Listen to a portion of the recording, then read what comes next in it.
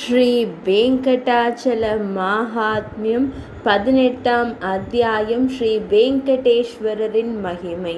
ஸ்ரீ சூதமா முனிவர் கூறினார், இப்போது வெங்கடேஸ்வரரின் மகத்துவத்தை நான் கூறுவேன். அதை கேட்டால் ஒருவர் அனைத்து பாவங்களிலிருந்தும் விடுபடுகிறார். அதில் எந்த ஐயமும் இல்லை. பகவான் ஸ்ரீ வெங்கடேஸ்வரரை ஒரு முறை தரிசிப்பவர் முக்தி அடைகிறார். அவர் பகவான் ஸ்ரீ மகாவிஷ்ணுவுடன் சாயுஜ்யத்தை அடைவார். கிருத்த யுகத்தில் 10 வருட காலத்தில் பெறப்படும் புண்ணியத்தை திரேதா யுகத்தில் 1 வருடத்திலும், துவாபரத்தில் 5 மாதங்களிலும், கலியுகத்தில் 1 நாளிலும் மனிதர்கள் அடைகிறார்கள். மனிதர்களுக்கு அதன் பலன் கணம் கோடிக்கணக்கில் அதிகரிக்கிறது. பகவான் ஸ்ரீனிவாசரை தரிசிப்பவர்களுக்கு இது சந்தேகத்திற்கு இடமின்றி நடக்கும். அனைத்து தீர்த்தங்களும் பகவான் ஸ்ரீ வெங்கடேஸ்வரத்தில் உள்ளது. அனைத்து தேவர்கள், முனிவர்கள் மற்றும் மானேக்கள் அங்கு உள்ளனர். முக்தியை அருளும் பெருமானான ஸ்ரீனிவாசரை ஒரு நாளைக்கு 1 முறை, 2 முறை அல்லது 3 முறை அல்லது எப்போதும் நினைவு கூர்பவர்கள் அல்லது அவரை புகழ்பவர்கள் பிராமணர்களே பாவங்களின் கூண்டிலிருந்து விடுவிக்கப்படுகிறார்கள். அவர்கள் நாராயணர், பெருமானான வெங்கடேசன், இருப்பு, அறிவு மற்றும் பேரின்பம் ஆகியவற்றை கொண்ட சரீரம் கொண்டவர், சங்கரராஜரால் வழிபடப்பட்டவர் ஆகியோரிடம் செல்கிறார்கள். அவரை நினைவு கூர்வதன் மூலம் மட்டுமே யமனால் எந்த வேதனையும் ஏற்படாது. மனிதர்கள் ஒரு முறையாவது மகா பகவான் ஸ்ரீனிவாசரை வணங்கினால் தானங்கள், புனித சடங்குகள், தவங்கள் மற்றும் யாகங்கள் எதற்கு பயன்படும்? ஒரு நபர் மகா பகவான் வெங்கடேசரை ஒரு கணம் கூட சிந்திக்கவில்லை என்றால் அவர் அறியாதவர், அவர் ஒரு பாவி, அவர் ஊமை மற்றும் காது கேளாதவர், அவர் சோம்பேறி மற்றும் குருடர் என்று அறியப்பட வேண்டும். அவருக்கு எப்போதும் பலவீனமான புள்ளிகள் இருக்கும். சிறந்த முனிவர்களே, மகா பகவான் ஸ்ரீனிவாசரை ஒரு முறை மட்டும் சந்தித்தால் காசி, கயை மற்றும் பிரயாகையில் யாத்திரை செய்த பயன் கிட்டும். அரிய மனித பிறவியை பெற்ற பிறகு பூமியில் உள்ள மனிதர்கள் மகா பகவான் வெங்கடேசரை வழிபட்டாலோ அல்லது கண்டாலோ அவர்களின் பிறப்பு பலனளிக்கிறது. அவர்கள் மட்டுமே பாக்கியவான்கள், மற்றவர்கள் அல்ல.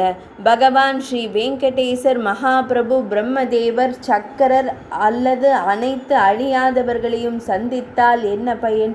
வெங்கடேசர் மகாபிரபுவிடம் பக்தி கொண்ட மனிதர்கள் முன்னர் குறிப்பிடப்பட்டவர்களை வணங்கினாலும், நினைவு கூர்ந்தாலும், வழிபட்டாலும் துன்பங்களை அனுபவிப்பதில்லை. அவர்கள் யமனின் வசிப்பிடத்திற்கு செல்வதில்லை. பிராமண வதம் செய்த ஆயிரக்கணக்கான பாவங்களும், மது அருந்திய பல்லாயிரக்கணக்கான பாவங்களும் பகவான் நாராயணரை கண்டால் முற்றிலும் கரைந்துவிடும். மக்கள் நிரந்தர மகிழ்ச்சியையும் சொர்க்கத்தில் ராஜ்யத்தையும் விரும்பினால் வெங்கடேசத்தில் வசிக்கும் இறைவனை ஒரு முறையாவது மகிழ்ச்சியுடன் வணங்கட்டும். கோடிக்கணக்கான பிறவிகளில் செய்த பாவங்கள் எதுவாக இருந்தாலும் அவை அனைத்தும் பகவான் வெங்கடேசரை தரிசிப்பதன் மூலம் அழிந்துவிடும். பிறருடன் பழகியதாலோ, ஆர்வத்தினாலோ, பேராசையினாலோ, பயத்தினாலோ பகவான் ஸ்ரீ வெங்கடேசரை ஒருவர் நினைவு கூர்ந்தால் அவர் இம்மையிலோ மறுமையிலோ துன்பப்பட மாட்டார். வெங்கடாச்சலத்தில் தேவர்களின் இறைவனை மகிமைப்படுத்தி வழிபடுபவர் நிச்சயமாக பகவான் ஸ்ரீ மகாவிஷ்ணுவுடன் சாருபியத்தை அடைவார். அதில் எந்த ஐயமும் இல்லை. நன்கு எரியும் நெருப்பு ஒரு நொடியில் விறகை சாம்பலாக்குவது போல வெங்கடேச வருகை அனைத்து பாவங்களையும் அளிக்கிறது. பகவான் வெங்கடேசரிடம் பக்தி 8 வகைகளை கொண்டது என்று கூறப்படுகிறது. பகவான் வெங்கடேசரின் பக்தர்களிடம் மென்மை, வெங்கடேசரை வழிபடுவதில் முழுமையான திருப்தி, தன்னையே பக்தியுடன் வழிபடுதல், இறைவனுக்காக உடல் செயல்பாடு, இறைவனின் மகத்துவத்தை குறித்த கதைகளை கேட்க ஆசை மற்றும் மரியாதைக்குரிய ஆர்வம், தொனி, கண்கள் மற்றும் உடலின் அனைத்து பாகங்களிலும் வெளிப்படும் அதிகப்படியான உணர்ச்சி உற்சாகம், பகவான் ஸ்ரீனிவாசரை தொடர்ந்து நினைவு கூர்தல் மற்றும் வெங்கடாத்ரியில் வசிக்கும் அந்த இறைவனை மட்டுமே சார்ந்து தன்னை பராமரித்தல், சௌனகரே, மிகுந்த பராக்கிரமம் கொண்ட பிற முனிவர்களே, இந்த 8 மடங்கு பக்தி யாரிடமாவது இருந்தால், அவர் ஒரு மிலேச்சராக காட்டுமிராண்டியாக இருந்தாலும் கூட அவர் மட்டுமே முக்தியை அடைவார். ஒற்றை மன பக்தி மற்றும் உடலுறவு தூண்டுதலை குறைத்த துறவிகள் தொடர்பாக வேதாந்தத்தை கேட்பதன் மூலம் பெறப்பட்ட பிரம்மத்தை குறித்த அறிவின் மூலம் முக்தி நிச்சயம். பிராமணர்களே, உபனிஷத்துக்களை கேட்பதன் மூலம் ஏற்படும் அறிவு இல்லாமல், ஆன்ம நிலையிலும் பற்றற்ற நிலையிலும் இல்லாமல், வாழ்க்கையின் அனைத்து சாதிகள் மற்றும் நிலைகளை சேர்ந்த மக்களும் பகவான் ஸ்ரீ வெங்கடேஸ்வரரை தரிசிப்பதன் மூலம் மட்டுமே அந்த முக்தியை பெற இயலும். வாழ்க்கையின் முக்தி கிடைக்கும். மறுபிறப்பிலிருந்து விலக்கு அளிக்கும் முக்தியை ஒருவன் பெறுவான். பகவான் ஸ்ரீனிவாசரின் அருளால் புழுக்கள், பூச்சிகள், தேவர்கள், முனிவர்கள் மற்றும் துறவிகள் அனைவரும் வேங்கட மலையில் சமமானவர்கள், ஒரே விதமாக இருப்பவர்கள். நான் பல பாவங்களை செய்திருக்கிறேன் என்று எண்ணி பயம் கொள்ளாதே. நான் புண்ணிய செயல்களை செய்திருக்கிறேன் என்று யாரும் பெருமைப்பட வேண்டாம். வெங்கடேசர் ஸ்ரீனிவாசர் பெரிய இறைவன் வருகை தரும் போது யாரும் தாழ்ந்தவர்களாகவோ அல்லது உயர்ந்தவர்களாகவோ இருக்க மாட்டார்கள். அவர்கள் அனைவரும் சிறந்த மனிதர்கள். ஒருவன் அனைத்து பாவங்களையும் அளிக்கும் மிகவும் புண்ணியமான வெங்கடமலை ஸ்ரீனிவாசரை பக்தியுடன் தரிசித்தால், 4 வேதங்களிலும் தேர்ச்சி பெற்றிருந்தாலும் உலகில் யாரும் அவருக்கு இணையாக இருக்க மாட்டார்கள். தேவர்களின் தலைவனான வெங்கடேஸ்வரரை பக்தியுடன் வழிபடுபவர் தனது குடும்பத்தில் 1 கோடி உறுப்பினர்களுடன் பகவான் ஸ்ரீஹரியின் வசிப்பிடத்திற்கு செல்கிறார். தகுதியில் ஸ்ரீனிவாசருக்கு சமமானதோ அல்லது உயர்ந்ததோ எதுவும் இல்லை.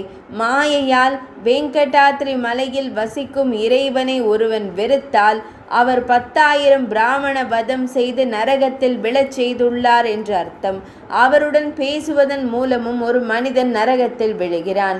வேதங்கள் ஸ்ரீனிவாசருக்கு அர்ப்பணிக்கப்பட்டவை.